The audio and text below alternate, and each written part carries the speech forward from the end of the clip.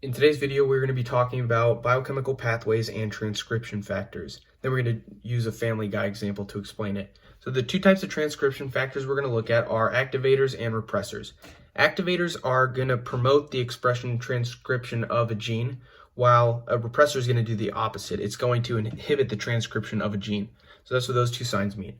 If you haven't seen Family Guy, there's a running joke that Peter always gets into the fight with the evil chicken. And Lois is the wife, Stewie's the baby, Brian's the dog.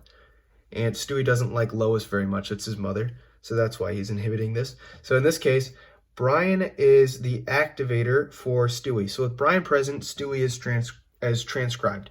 Now with Stewie being transcribed, he's going to act as a repressor because he's inhibiting the transcription of Lois. So Lois would not be produced.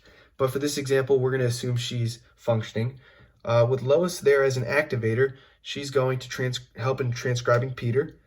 With Peter there, he's going to act as a repressor again because he's inhibiting the transcription of the evil chicken. So the evil chicken would not be produced. Now let's just say there's a wild type gene, and the evil chicken is the wild type gene. And Lois is non-functioning. So Brian was an activator for Stewie, transcribed Stewie.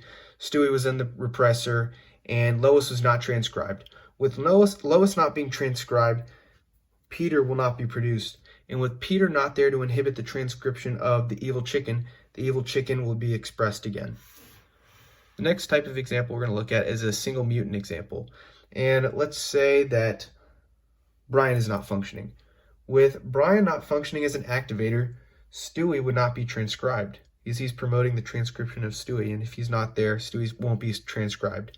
With Stewie not there to inhibit the transcription of Lois, Lois would be transcribed, so will Peter. With Peter there to repress or inhibit the transcription of the chicken would not be produced. So the last example we're going to look at is, let's just say Stewie and Lois were non-functioning. So Brian was the activator for Stewie. Stewie, for some reason, wasn't functioning. And with him not there functioning properly, he is not going to inhibit the transcription of Lois. And that would be the case for any other scenario, but in this case, it just so happens that Lois is also non-functioning. So with Lois not functioning as an activator for Peter, Peter would not be transcribed.